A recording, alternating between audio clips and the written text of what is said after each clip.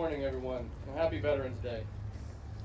Veterans Day is a day that is officially acknowledged on the 11th day of the 11th month on the 11th hour. But we're standing here before the 11th hour because, lunch is coming up. And while I also acknowledge that my feet won't get cold, yours eventually will. So with cold and lunch pending, I don't plan to keep you long. My name is Sergeant Josh Wetzel. I served in Operation Enduring Freedom in Afghanistan, where on May the 31st of 2012, I stepped on an improvised explosive device, resulting in the instant loss of both of my legs. I spent the last 2 years of my military career recovering at Walter Reed National Military Medical Center with my wife and eventually adding my first daughter. It was during this time that the Auburn family discovered me and welcomed me with loving arms. Despite my invitation to leave higher education my first go-around, I was able to get into Auburn University somehow and finish my bachelor's degree in 2016. Since then, I've added another daughter. My wife and I have dedicated almost a decade of employment to the university, and we continue to enjoy gatherings where veterans of all generations gather and share stories. Veterans Day is a great opportunity for just that, learning what a responsibility freedom is when so often we only refer to it as a gift. Veterans Day is about men and women who raised their right hand and said, "I'll do whatever my country needs me to do." And in doing so, they traded their freedom so you could keep yours. It is our responsibility to steward that freedom as if someone paid for it. How can we do that? Number one, remember that our military is totally comprised of volunteers, and America has not instituted a draft since the Vietnam War.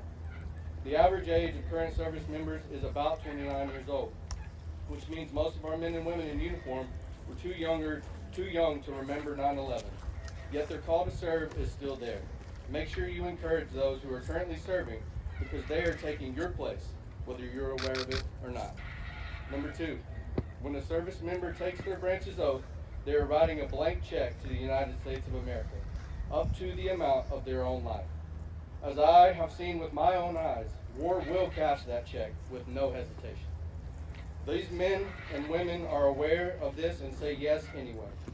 When you thank a veteran, this is what you're thanking them for. And last, I will quote Galatians 5:13, which says, "You, my brothers and sisters, were called to be free. But do not use that freedom to indulge yourself, but rather serve one another humbly in love." To steward our freedom well is to love our neighbor no matter how they look, what they have, what language they speak, or who they pray to. Men and women in uniform fight enemies every day whose central belief is that they can decide who deserves freedom, safety, and respect, and who doesn't. As Americans, we must understand that freedom and love of neighbor are mutually exclusive. It requires us to humble ourselves and admit that we are created equally and believe that we all deserve to pursue life, liberty, and happiness. God's word says we can only be known by how we love each other. As a veteran who has stood face to face with the worst of humanity, what I can promise you is that as our love and care for our neighbor increases, so will our capacity to live free. We will grow a greater tolerance for things we don't agree with because we believe that if love yields freedom, then hate must yield oppression. We are privileged to live in a country where people can publicly disagree.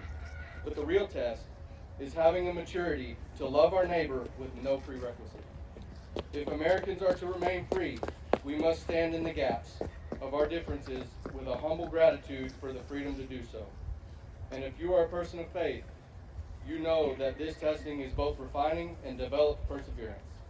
As America, let's agree to put aside offense to pass this test. I'd like to thank Mayor Ron Anders and the City of Auburn for hosting this event each year, and for Major Mary Riley for inviting me to speak today. Thank you to every veteran that has raised their right hand and said yes to persevering the freedom we know today. God bless our troops, and God bless the United States of America. Thank you.